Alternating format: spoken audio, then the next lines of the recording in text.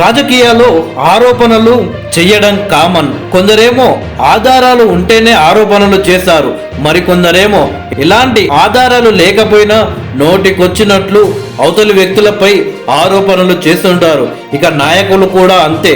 కొందరేమో వాళ్ళపై వచ్చిన ఆరోపణలకు స్పందిస్తారు, మరికొందరేమో ఆరోపణలు పట్టించుకోకుండా లైట్ తీసుకుంటారు. అలా తమపై వచ్చిన ఆరోపణలను సీరియస్ గా తీసుకునే లీడర్లలో ఒకరు కాంగ్రెస్ పార్టీ తెలంగాణ మాజీ ఇన్ఛార్జ్ మాణిక్యాన్ ఠాగూర్ గారు. నిజాయితీ గల రాజకీయ నాయకుడిగా మాణిక్యాన్ ఠాగూర్ కు తమిళనాడులో మంచి పేరు ఉంది. అలాగే కాంగ్రెస్ పార్టీ అధిష్టానం దగ్గర కూడా మాణిక్యాన్ ఠాగూర్ కి మంచి పేరు ఉందనే చెప్పవచ్చు. కాంగ్రెస్ పార్టీ అధిష్టానం సోనియా గాంధీ గారు, రాహుల్ గాంధీ గారు, అలాగే ప్రియాంక గాంధీ గారు, మల్లికార్జున ఖర్గే గారు దేశంలో నమ్మే అతి కొంతమంది నమ్మకమైన లీడర్లలో ఒకరు మాణిక్యాన్ ఠాగూర్ గారు. తెలంగాణ రాష్ట్రంలో కాంగ్రెస్ పార్టీ బలోపేతం కావడం కోసం మాణిక్యాన్ ఠాగూర్ గారు స్వయశక్తులా పనిచేశారు. కేవలం తెలంగాణలోనే కాదు, ఇతర రాష్ట్రాలలో కూడా కాంగ్రెస్ పార్టీ కోసం చాలా బలంగా పనిచేస్తున్నారు మాణిక్యాన్ ఠాగూర్ గారు. అయితే మాణిక్యాన్ ఠాగూర్ గారే తెలంగాణ రాష్ట్రానికి ఇన్ఛార్జిగా ఉన్న సమయంలో రేవంత్ రెడ్డి గారికి పిసిసి పదవి రావడం జరిగింది.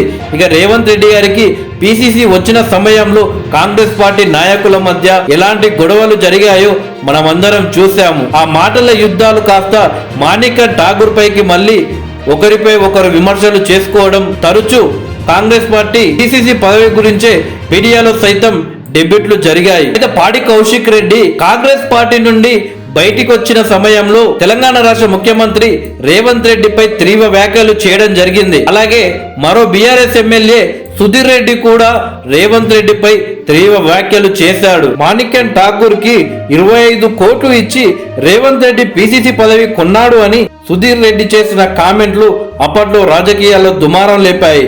మాణిక్యాన్ ఠాగూర్ దీనిపై సీరియస్ అవుతూ వారం రోజుల్లో క్షమాపణ చెప్పాలి, లేకుంటే నీపై పరువు నష్టం దాఖలు చేస్తాను అంటూ హెచ్చరించినట్లే ఆ తర్వాత పాడి కౌశిక్ రెడ్డి మరొక అడుగు ముందుకు వేస్తూ 25 కోట్లు కాదు 50 కోట్లు ఇచ్చి మాణిక్యాన్ ఠాగూర్ దగ్గర రేవంత్ రెడ్డి పిసిసి పదవి కొన్నాడు అంటూ కామెంట్స్ చేయడం జరిగింది.